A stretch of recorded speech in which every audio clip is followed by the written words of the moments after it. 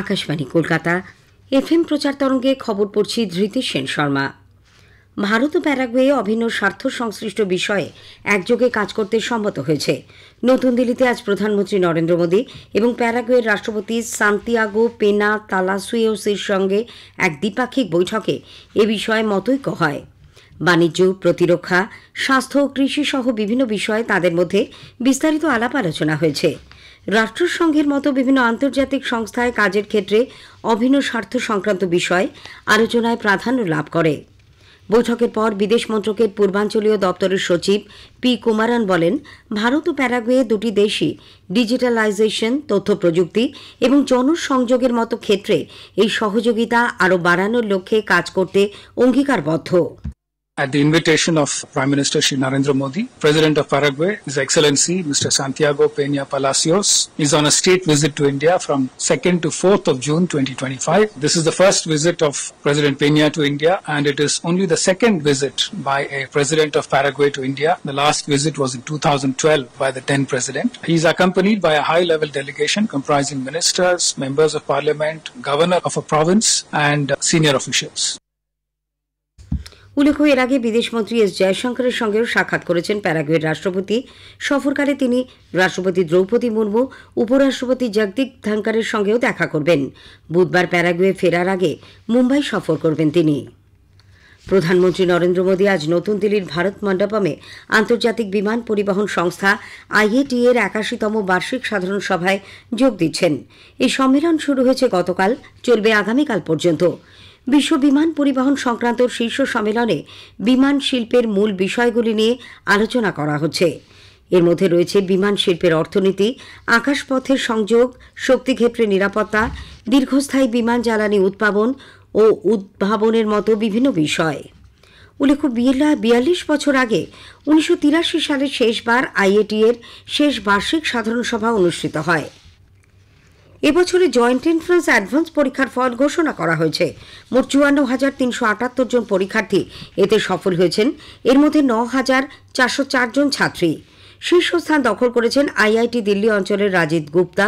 ৩৬০ নম্বরের মধ্যে তিনি পেয়েছেন ৩৩২। দ্বিতীয় স্থানে রয়েছেন সক্ষম জিন্দাল। মেয়েদের মধ্যে প্রথম স্থান অধিকার করেছেন পশ্চিমবঙ্গের দেবদত্তা মাঝি। ৩৬০-এর মধ্যে তিনি পেয়েছেন ৩১২ নম্বর। বর্ধমানের কাটোয়ার বাসিন্দা দেবদত্তা ২০২৩ সালে মাধ্যমিকে প্রথম হয়েছিলেন। এবছরের উচ্চ মাধ্যমিকে তিনি ষষ্ঠ স্থান অধিকার করেন। দেবদত্তা জানান, তার এই ফলে তিনি অত্যন্ত খুশি। আগামী দিনে তিনি গবেষণার কাজ করতে চান। আমার তো খুব ভালো লাগছে, কারণ এই দিনটার জন্যই অপেক্ষা করছিলাম। অ্যাডভান্সটাই আমার মেন লক্ষ্য ছিল গত ২ বছর ধরে। সেই জন্য আর কি আমি খুব খুশি। আর এর জন্য আমি প্রচুর পরিশ্রম করেছিলাম, বইপত্র ঘাঁটাঘাঁটি, টিচারদের সঙ্গে যোগাযোগ, আর বাড়িতে আমি মেনলি মায়ের গাইডেন্সে পড়েছিলাম। তো তার ফলে আমি যে ফলটা পেলাম তার জন্য আমি ভীষণ খুশি। এরপর আমি আইআইএসসি তে পড়তে চাই, পরবর্তীকালে আর্টিফিশিয়াল ইন্টেলিজেন্স নিয়ে পড়াশোনা এবং গবেষণা করতে চাই। মুখ্যমন্ত্রী মমতা ব্যানার্জি দেবদত্তা মাঝিকে শুভেচ্ছা জানিয়েছেন। মেয়েদের মধ্যে আইআইটি খড়গপুর অঞ্চলে প্রথম হওয়ার জন্য দেবদত্তাকে অভিনন্দন জানিয়ে মুখ্যমন্ত্রী তার সাফল্য কামনা করেন। আগে জানানো হয়েছে, গত ১৮ মে ২৩০টি শহরে ৭১২টি কেন্দ্রে জয়েন্ট এন্ট্রান্স অ্যাডভান্স পরীক্ষা নেওয়া হয়। ১,৮০,০০০-এর মতো ছাত্রছাত্রী এবার পরীক্ষায় বসে। এবছর পরীক্ষা পরিচালনার দায়িত্বে ছিল আইআইটি কানপুর। জাতীয় মহিলা কমিশন বিহারের মুজফ্ফরপুরে ধর্ষণের পর এক নাবালিকার মৃত্যুর ঘটনায় বিহার সরকারকে নোটিশ জারি করেছে। স্বতঃপ্রণোদিত হয়ে মামলাটি গ্রহণ করে কমিশন রাজ্য পুলিশের মহানির্দেশক ও রাজ্যের মুখ্য সচিবকে অবিলম্বে বিস্তারিত ও নিরপেক্ষ তদন্ত সুনিশ্চিত করার নির্দেশ দিয়েছে। মহিলা কমিশনের চেয়ারপারসন বিজয়া রাহাতকার ঘটনার তীব্র নিন্দা করে এ ব্যাপারে কী পদক্ষেপ নেওয়া হয়েছে ৩ দিনের মধ্যে সেই সংক্রান্ত বিস্তারিত রিপোর্ট দিতে বলেছেন।